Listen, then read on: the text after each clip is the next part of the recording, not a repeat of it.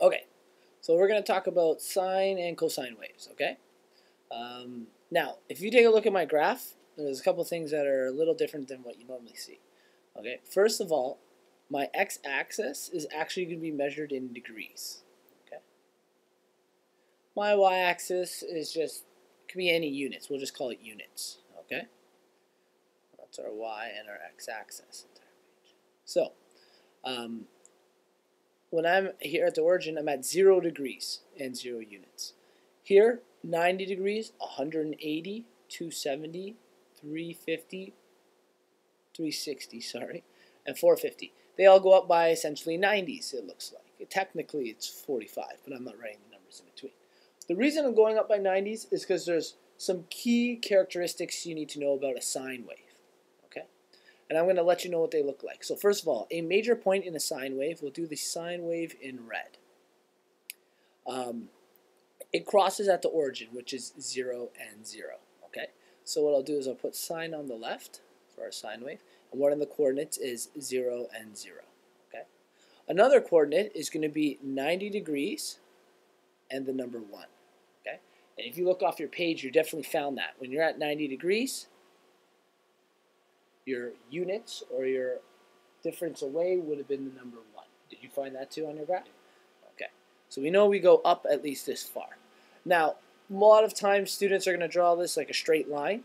It's not really, because technically in between, we're getting something like this when we're at 45. And there's a whole bunch. And it ends up looking more like a progressive wave, okay?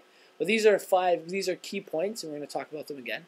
Another key point is at 180 degrees, we're again at 0, okay?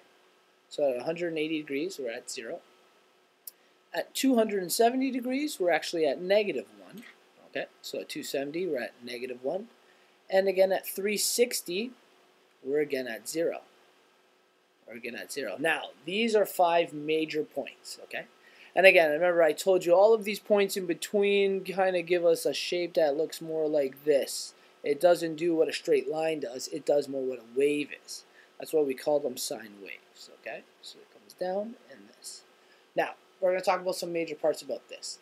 These are 5 key points, and it would be in your best interest to remember all 5 of these points, okay? Because we're going to talk about moving them later on in the course. But what this is a complete period, okay? We started at 0, and we went up, came back down. Now, we technically hit 0 again, okay? But I want you to recognize that technically, before 0, I was coming upwards in this direction. When I hit 0 here, I was coming downward. So this isn't a complete period, okay?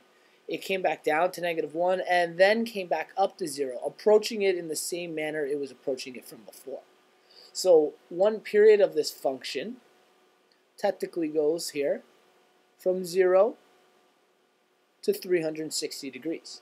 This is a period, okay?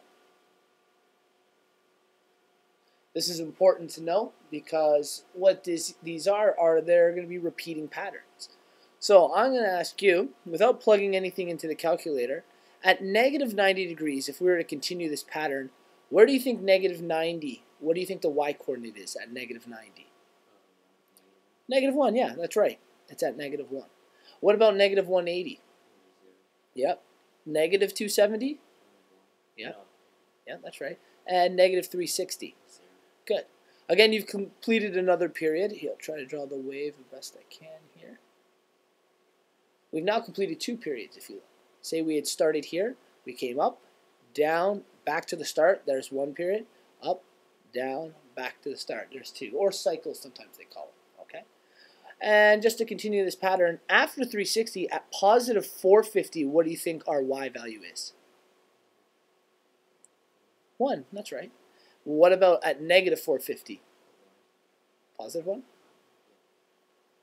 Okay, so I'm just going to continue these. Tell me if anything looks off here. Does that look right? All the way at -450? To -1, that's right. It'd be down at -1. We can tell by just kind of looking at the patterns in these, right? Oh, that was bigger. Okay. So our wave goes down like that. So we've actually completed quite a few cycles here, And I'll put our other one here is at negative 360. So we've actually completed 2 cycles on this, okay? So here's our first cycle. And here's our second one. One cycle or a period was 360 degrees. That's how long it took, right?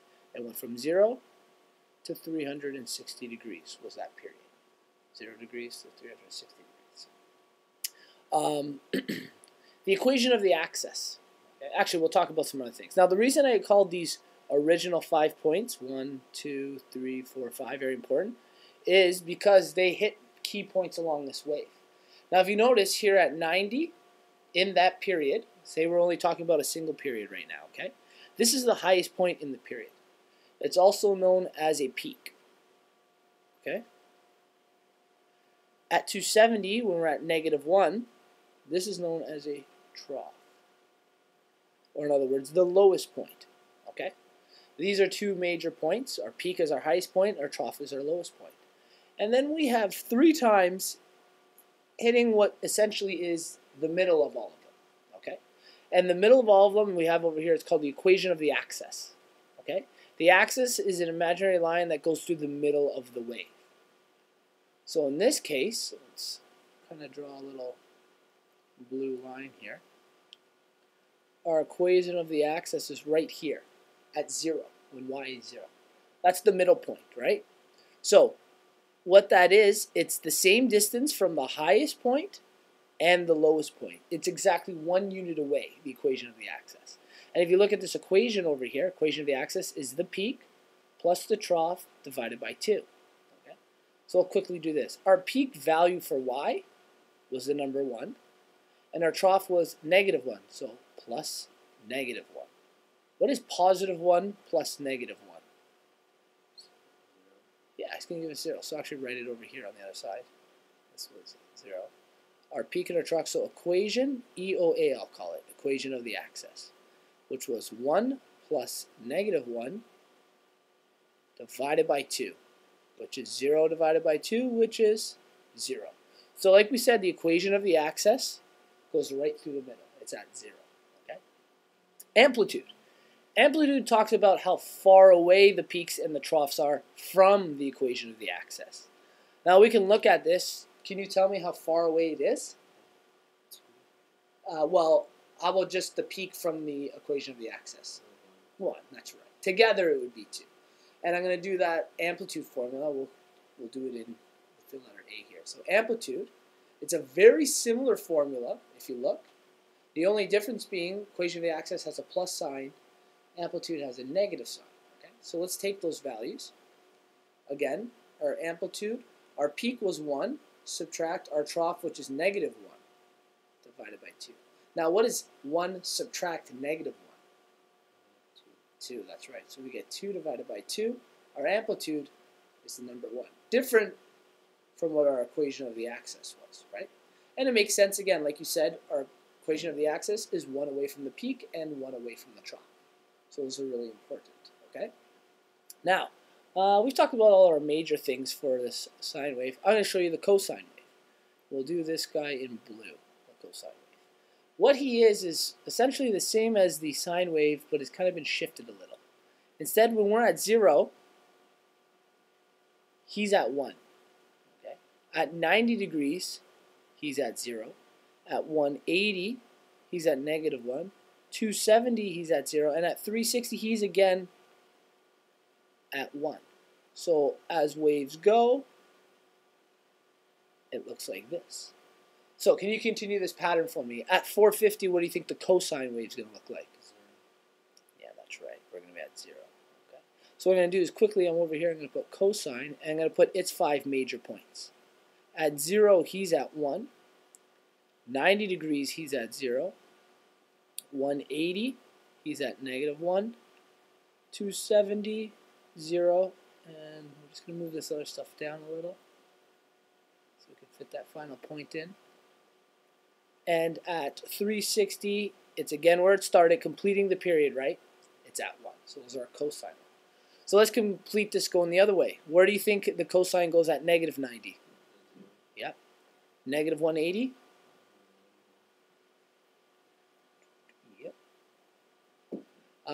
Negative 270. And at negative 360. Positive one. That's right. Come down, up, down. And then where would it be at 450? 0. So it's a neat little look to them when you start drawing them overlapping. It almost looks like some kind of DNA sequence or something, right? But all this really is it looks like our sine wave has been moved to the left about 90 degrees. Or you could say the reverse of that. Our sine wave is the cosine wave moved to the right, roughly 90 degrees. Okay? So they're similar shapes. They just occur at different points on a graph. Okay? And again, remember, this graph is measured in degrees. 90 degrees is what our major points are. So I'll highlight the other major points of the cosine wave, which are here, here, here, here, and here. Quickly going to ask you, where would the equation of the axis be in the cosine wave? So is the middle right here at 1 for the cosine? Yeah, it's the same as the sine wave, right? What's the highest peak? Yeah, and the lowest trough? That's right. So what would the amplitude be in this case?